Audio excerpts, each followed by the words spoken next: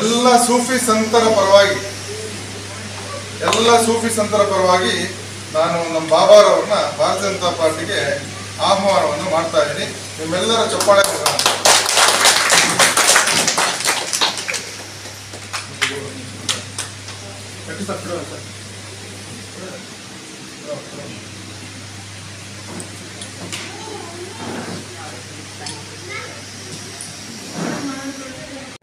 और सूफियों के लिए भी बहुत सारे फैसिलिटीज़ हैं जो आज तक मिले नहीं हैं। दूसरी पार्टियां जो भी हैं XYZ, मैं नाम लेना नहीं चाहता, किसी भी पार्टी ने कभी भी सूफियों के बारे में नहीं सोचा। सूफियों के लिए उनकी जानिब से मैं उन तमाम सूफियों की जानिब से मैसूर से चलता हुआ दिल्ली तक अपना सफ़र कायम। मुसलमान, सूफ़ी, संत, ये सब अलग चीज़ है। जिस हुकूमत में हम पैदा हुए हैं वो हुकूमत हिंदुस्तान है। हम हुकूमत हिंदुस्तान के शहरी हैं, हुकूमत हिंदुस्तान के एक नागरिक हैं। इस हिसाब से हम भी एक भारतीय हैं। मुसलमान ज़ात अलग चीज़ है और मुल्क में पैदा होना अलग चीज़ है। इफ़ यू डोंट माइंड, आप जर्मन में पैदा होते हैं, आपको जर्मनी कह के पुकारते हैं। अमेरिका में पैदा होते हैं, अमेरिकन्स कहते हैं। अगर आप पाकिस्तान में हो तो पाकिस्तानी कहेंगे। अगर आप अफ़गान में पैदा होंगे तो आपको अफ़गानी कहेंगे। तो इसी तरह मैं हिंदुस्तान में पैदा हुआ हूँ तो मुझे भी हिंदुस्तानी कहेंगे। इसी हिसाब से मैं हमारे सूफियों को लेकर टीपू एक्सप्रेस में टॉयलेट्स कितने हैं? नहीं पता ना। 120 या 140 टॉयलेट होंगे। नाम टीपू सुल्तान का है। उसी ट्रेन में आप मूत रहे हो, उसी ट्रेन में आप गंदगी कर रहे हो, उसी ट्रेन में आप थूक रहे हो। तो अच्छा है नाम बदल गया। मैं समझता हूँ कि टीपू की इज्जत बढ़ी है ना कि घटी है।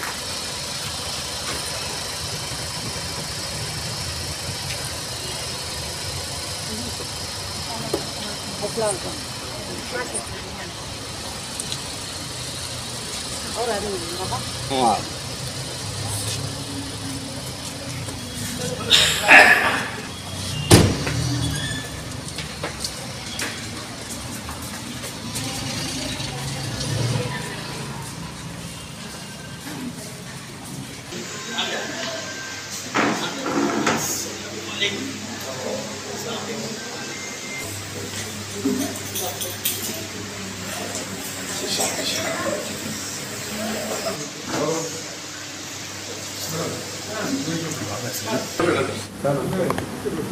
जी खान साहब,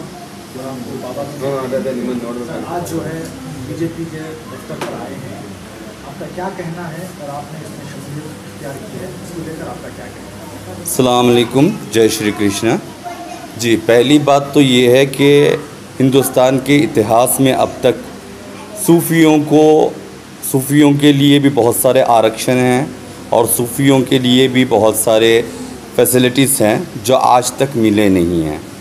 इसके लिए हमारे PM नरेंद्र मोदी जी ने जब वो PM बने थे तो फौरी तौर पर उन्होंने एक सूफ़ी कॉन्फ्रेंस की थी, वर्ल्ड सूफ़ी कॉन्फ्रेंस, और हमें चांस भी दिया था। लेकिन हम उस चांस को, उनके दिए हुए उस अवसर को लाभ नहीं उठा पाए। हाँ, उसका लाभ उठा रहे हैं और दूसरी पार्टियां जो भी हैं XYZ, मैं नाम लेना नहीं चाहता, किसी भी पार्टी ने कभी भी सूफियों के बारे में नहीं सोचा। तो सूफियों के लिए उनकी जानिब से मैं उन तमाम सूफियों की जानिब से मैसूर से चलता हुआ दिल्ली तक अपना सफ़र कायम रखूँगा, यही कहना। सर, सिर्फ सूफियों के लिए अच्छाई को लेकर आप इसमें शमूलियत इख्तियार कर रहे हैं जी। क्या और भी कुछ ऐसे मुद्दे हैं और भी कुछ ऐसे काम हैं जो इसे आप खुश हो कर रहे हैं? देखिए, माइनॉरिटी डिपार्टमेंट है और वक्फ बोर्ड है, बाकी के जो भी लोग हैं अपने अपनी ज़िम्मेदारियां बखूबी निभा रहे हैं। सिर्फ सूफियों के लिए ही मैं इस पार्टी में आया हूं और इस पार्टी से मैं आगे बढ़ रहा हूं सूफियों को लेके। हमारा सफ़र यहीं पे ख़त्म नहीं होगा, हम दिल्ली तक जाएंगे और हमारे जो भी हुकूक़ हैं और जो भी हमें हक़ मिलने चाहिए गवर्नमेंट से फैसिलिटीज़, उनको हासिल करने तक की मेरी कोशिश रहेगी। अवाम का एक सवाल ये भी होता है, आप सबसे पहले सूफी हैं या सबसे पहले मुसलमान? देखिए, मुसलमान, सूफ़ी, संत, ये सब अलग चीज़ है। जिस हुकूमत में हम पैदा हुए हैं वो हुकूमत हिंदुस्तान है। हम हुकूमत हिंदुस्तान के शहरी हैं, हुकूमत हिंदुस्तान के एक नागरिक हैं। इस हिसाब से हम भी एक भारतीय हैं। मुसलमान ज़ात अलग चीज़ है और मुल्क में पैदा होना अलग चीज़ है। इफ़ यू डोंट माइंड, आप जर्मन में पैदा होते हैं, आपको जर्मनी कह के पुकारते हैं। अमेरिका में पैदा होते हैं, अमेरिकन्स कहते हैं। अगर आप पाकिस्तान में हो तो पाकिस्तानी कहेंगे। अगर आप अफ़गान में पैदा होंगे तो आपको अफ़गानी कहेंगे। तो इसी तरह मैं हिंदुस्तान में पैदा हुआ हूँ तो मुझे भी हिंदुस्तानी कहेंगे। इसी हिसाब से मैं हमारे सूफियों को लेकर और सवाल यहाँ ये पैदा होता है, सब जिस तरह मुस्लिम अक्सरियत जो है बीजेपी से नाराज़ है, बीजेपी को जो है पसंद नहीं करती, उसको लेकर आपकी जो शमूलियत है, आप जो इस पार्टी में शामिल हो रहे हैं, उसको कहीं ना कहीं आपको नहीं लगता कि मुसलमान जो है आपसे नाराज़ हो जाएंगे? क्यों नाराज़ होंगे, पहली बात। और दूसरी बात, आपने अभी तक मुद्दे रखे कहाँ हैं? आप अपने मुद्दे रखिए ना। आप जाइए, मिलिए, बात कीजिए। जब आपको आपका हक नहीं मिल रहा है तब आप इसके बारे में कुछ भी सवाल कर सकते हैं। जब आपको आपके हुकूक रूल्स के मुताबिक, हुकूमत हिंदुस्तान के संविधान के मुताबिक अगर मिल रहे हैं तो आप उसका फ़ायदा उठाइए। आपकी बजाय दूसरे फ़ायदा उठा रहे हैं तो हम कुछ नहीं कर सकते। सर अब ये भी चलते चलते बता दीजिए, बीजेपी के कुछ ऐसे अच्छे काम जिससे आप जो है मुतासिर हुए, उसमें जो है ज्वाइन हो रहे हैं या जम गए हैं? बीजेपी के अच्छे काम बहुत सारे हैं जो मैं गिनाने के लिए बैठूं तो लिस्ट लंबी जाएगी। बस मेरा इतना कहना है कि जो हुकूमत हिंदुस्तान के संविधान के मुताबिक हमें चलना है उस संविधान के मुताबिक हम चलेंगे। और इंशाअल्लाह बस मेरा मुद्दा यही है कि सूफियों को जो आरक्षण मिलना है, जो चीज़ें मिलनी हैं वो दूसरे खा रहे हैं, वो हक़ हमारा हमें मिले, बस और कुछ नहीं। सर बात सिर्फ सूफीज़म की नहीं आती, एक आम इंसान की भी। जिस तरह अवाम आज सवाल कर रही है कि महंगाई ज़्यादा बढ़ गई है, बहुत सारे ऐसे मुद्दे हैं उस पर काम नहीं हो रहा है। अभी हाल ही में आपने देखा टीपू एक्सप्रेस को जो है बदला दिया गया। ये सब बहुत सारे मुद्दे हैं क्योंकि लोग सवाल पूछते हैं बीजेपी इस तरह के काम कर रही है, आप ये खुद सूफीज़म होके इसमें जो है आप शमूलियत इख्तियार कर चुके हैं। देखिए प्लीज़ आप यहाँ पर पर्सनल इस्लामिक और ये सब क्वेश्चन ना उठाएं तो बेहतर रहेगा, क्योंकि ये सोशलिज्म पार्टी है तो आप सोशलिज्म ही बात करेंगे तो बेहतर रहेगा आपका। कर्नाटक में क्या बीजेपी हुकूमत है ना जी, तो इसलिए ये हुआ है, तो इसके बारे में आपका क्या ख्याल है? जी इसके लिए मैं सीएम की सोच नहीं बदल सकता और ना ही मैं दूसरों की सोच बदल सकता हूँ। वो उनकी सोच है। अगर नाम बदल जाने से, और एक बात तो मैं और एक बात और कहता चलूँ, चलिए ठीक है, एक तरीके से हम अगर दूसरे व्यू से अगर ले जाएं, टीपू एक्सप्रेस को ले जाएं, देखें टीपू एक्सप्रेस में टॉयलेट्स कितने हैं? नहीं पता ना। 120 या 140 टॉयलेट होंगे। नाम टीपू सुल्तान का है, उसी ट्रेन में आप मूत रहे हो, उसी ट्रेन में आप गंदगी कर रहे हो, उसी ट्रेन में आप थूक रहे हो, तो अच्छा है नाम बदल गया। मैं समझता हूँ कि टीपू की इज्जत बढ़ी है ना कि घटी है। ये आपका सवाल है, ये जी आपका जवाब है। जी हाँ, बड़ी अच्छी बात है सर। खुसूसन शहर मैसूर के जो भी अवाम है उसको जो है अगली मर्तबा भी बीजेपी ही आना है, अगली मर्तबा वज़ीर आज़म जनाब मोदी साहब को ही बनना है, तो आप क्या करेंगे? अगली बार देखिए, मैं यहाँ से बैठ के पीएम उनको बना नहीं सकता। पीएम बनाने वाली गवर्नमेंट, पीएम बनाने वाले तो एमपीज़ होते हैं। बस हमारी तरफ से दुआ रहेगी वही पीएम बने और आगे जो है मुसलमानों के लिए भी वो करें और सूफियों के लिए भी करें और बाकी अवाम के लिए भी करें।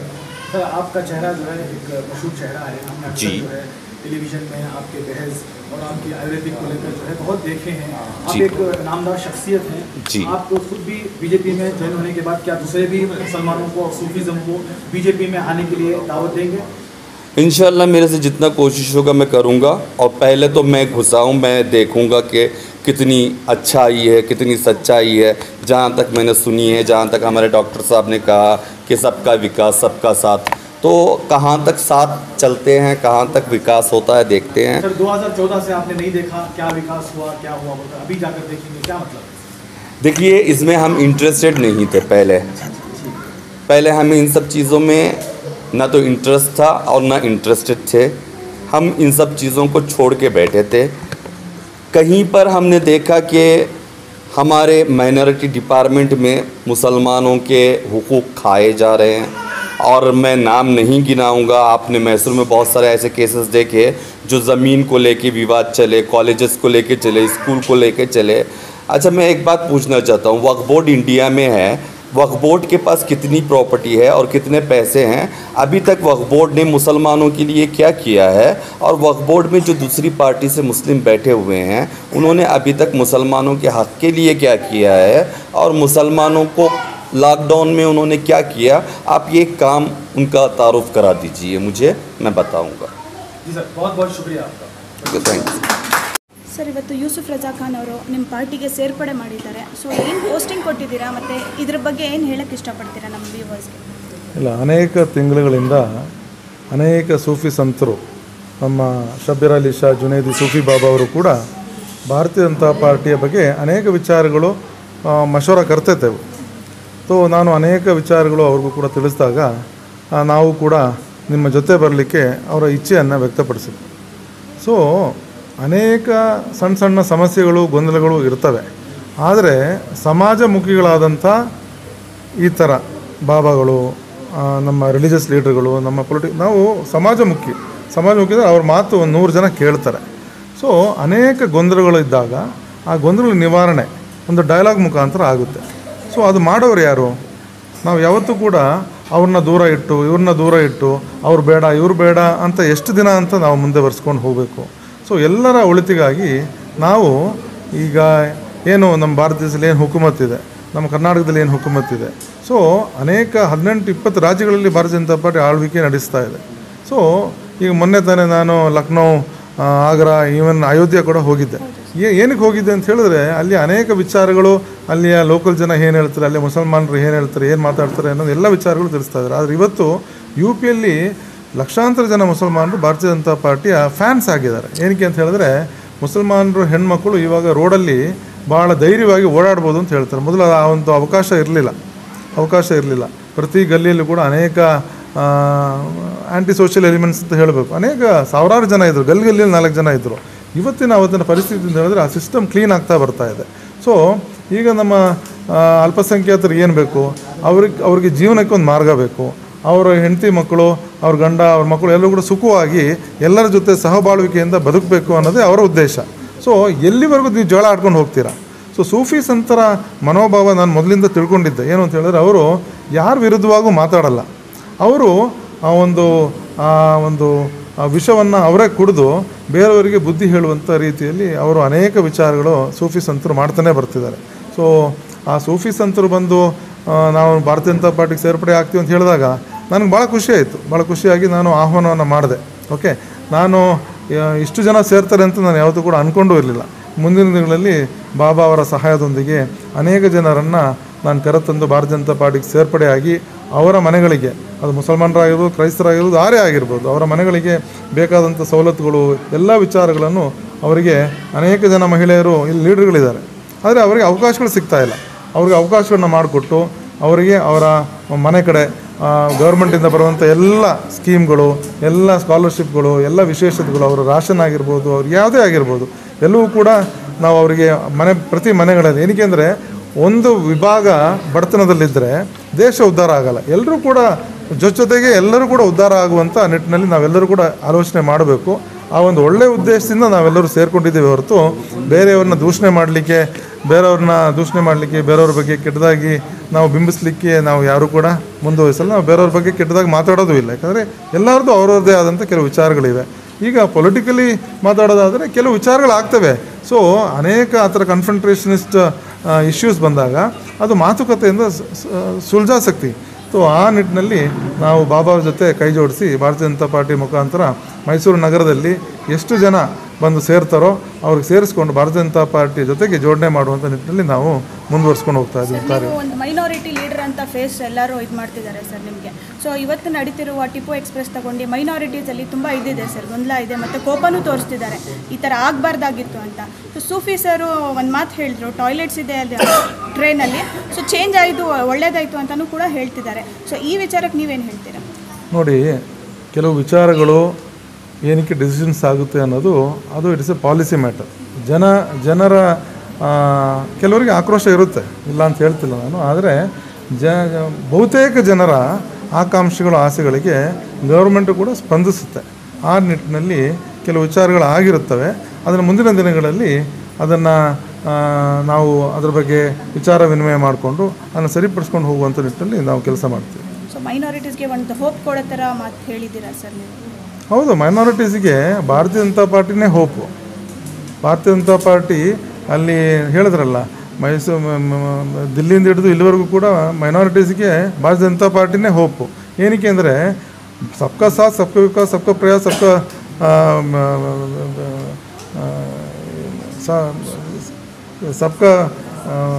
ಸಾಥ್ ಸಬ್ಕಾ ವಿಕಾಸ್ ಸಬ್ಕಾ ವಿಶ್ವಾಸ್ ಸಬ್ಕಾ ಪ್ರಯಾಸ್ ಅನ್ನೋದು ಏನು ಅಂತ ಹೇಳಿದ್ರೆ ಸುಮ್ಮನೆ ಹೇಳಿದ್ದಂಥ ಮಂತ್ರ ಅಲ್ಲ, ಎಲ್ಲರನ್ನೂ ಮನಸ್ಸಲ್ಲಿ ಉದ್ದೇಶ ಇಟ್ಕೊಂಡೇ ಮಾಡಿದಂಥ ಅನೇಕ ವಿಚಾರಗಳು. ಅದು ಕೆಲವರಿಗೆ ಅದಕ್ಕೆ ಸ್ವಲ್ಪ ಆಕ್ರೋಶ ಇರುತ್ತೆ, ಬಟ್ ಅದು ಬರ್ತಾ ಹೋಗ್ತಾ ಅದು ಎಲ್ಲರೂ ಕೂಡ ಸರಿ ಹೋಗ್ತಾರೆ. ಈಗ ಅನೇಕ ಜನರಿಗೆ ಅನೇಕ ಗುಮಾನಗಳಿತ್ತು, ಆ ಗುಮಾನಗಳೆಲ್ಲ ನಿವಾರಣೆ ಆಗ್ತಾ ಇದೆ. ಈಗ ನಾನು ಕೂಡ ಒಂದು 10 ವರ್ಷದಿಂದ ಭಾರತೀಯ ಜನತಾ ಪಾರ್ಟಿನ ಇಷ್ಟಪಡ್ತಿರಲಿಲ್ಲ, ಆದರೆ ಇವತ್ತು ನಾನು ಭಾರತೀಯ ಜನತಾ ಪಾರ್ಟಿಯ ಅವಿಭಾಜ್ಯ ಅಂಗವಾಗಿಬಿಟ್ಟಿದ್ದೀನಿ. ಓಕೆ, ಸೊ ಆ ರೀತಿಯಲ್ಲಿ ಅನೇಕ ಜನರನ್ನು ಆಕರ್ಷಣೆ ಮಾಡಿ ಯಾರಿಗೂ ಕೂಡ ತೊಂದರೆ ಆಗದಂಗೆ ನಾವು ಎಲ್ಲರೂ ಕೂಡ ಬಾಯಿಚಾರೆ ಅಮ್ಮನವ್ರ ಬಾಯಿಚಾರೆ ಅನ್ನು ನಾವು ಮುಂದುವರಿಸ್ಕೊಂಡು ಮುಂದೆ ಹೋಗುವಂಥ ರೀತಿಯಲ್ಲಿ ನಾವು ನಮ್ಮ ಕಾರ್ಯವೈಖರಿಯನ್ನು ಮುಂದುವರಿಸ್ಕೊಂಡು ಹೋಗ್ತೀವಿ. ಸರ್, ಯೂಸುಫ್ ರಜಾ ಖಾನ್ ಸರ್ಗೆ ಏನು ಪೋಸ್ಟಿಂಗ್ ಕೊಟ್ಟಿದ್ದೀರಾ ಬಿಜೆಪಿಯಲ್ಲಿ?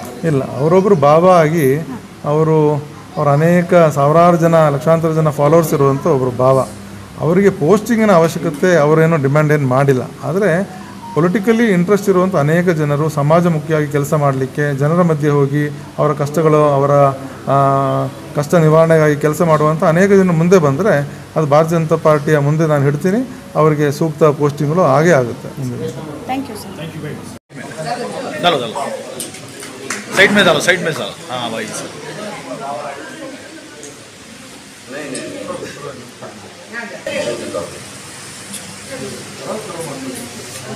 जी सर.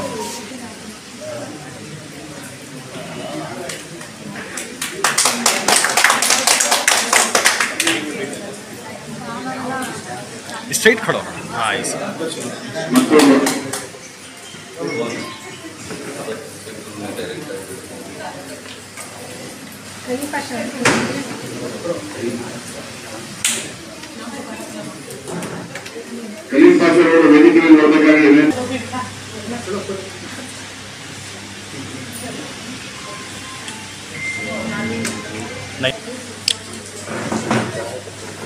ಯೂಸುಫ್ ರಜಾ ಖಾನ್, ಶಬೀರ್ ಅಲಿ ಶಾ, ಜುನೈದಿ ಸೂಫಿ ಬಾಬಾ ಅವರಿಗೆ ಅಲ್ಪಸಂಖ್ಯಾತ ಮೋರ್ಚಾದ ಎಲ್ಲ ಕಾರ್ಯಕರ್ತರು, ನಾಯಕರ ಪರವಾಗಿ ಧನ್ಯವಾದ.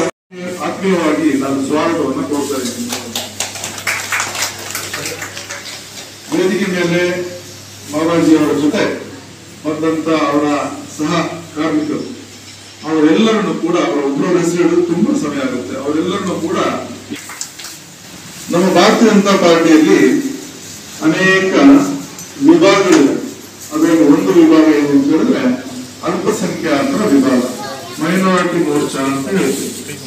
ನೀವೆಲ್ಲರೂ ಸ್ವಲ್ಪ ದಯವಿಟ್ಟು ಸ್ವಲ್ಪ ಸೈಲೆನ್ಸ್ ಆಗಿ ನಮ್ಮ ಭಾರತೀಯ ಜನತಾ ಪಾರ್ಟಿಯ ಅಲ್ಪಸಂಖ್ಯಾತ ಮೋರ್ಚಾದ ಅದೇ ತರ ಪರವಾಗಿ ಸ್ವಾಗತವನ್ನ ಕೋರ್ತಾ ಇದೆ. ಕನ್ನಡದ ಪರವಾಗಿ ಸ್ವಾಗತವನ್ನು ಕೋರ್ತಾರೆ. ಒಂದೇ ಮಾತರಂ ಮಾತರಂ ಮಾತರಂ ಒಂದೇ. ಪಕ್ಷದ ಕಚೇರಿಗೆ ಬಂದು ಈ ಒಂದು ಸೇರ್ಪಡೆ ಕಾರ್ಯಕ್ರಮದಲ್ಲಿ ನಮ್ಮೆಲ್ಲರಿಗೂ ಕೂಡ ಸ್ವಾಗತ ಮಾಡ್ತಾ ಮುಂದಿನ ಕಾರ್ಯಚಟುವಟಿಕೆಗಳನ್ನು ನಮ್ಮ ಪ್ರಧಾನ ಕಾರ್ಯದರ್ಶಿಗಳು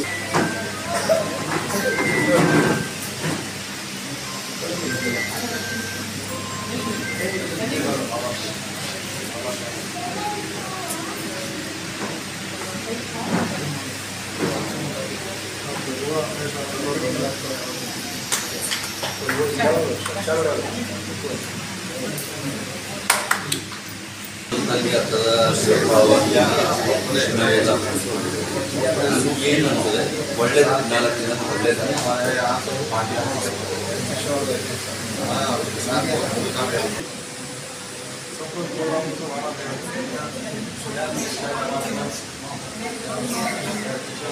ಋತ್ವಿಜಾ ಶೇಖ್,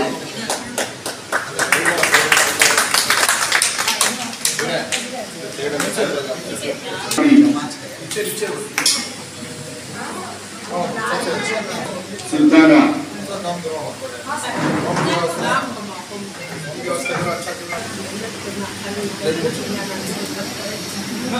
आयशा,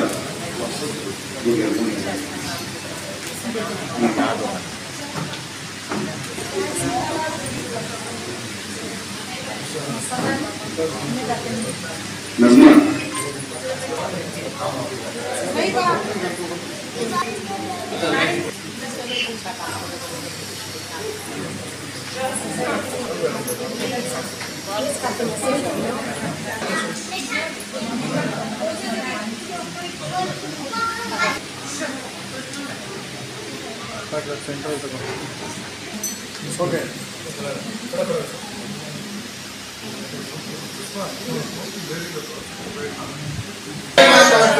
मातरम मातरम वंदे मातरम मातरम मातरम वंदे मातरम। बोलो भारत माता की जय। बोलो भारत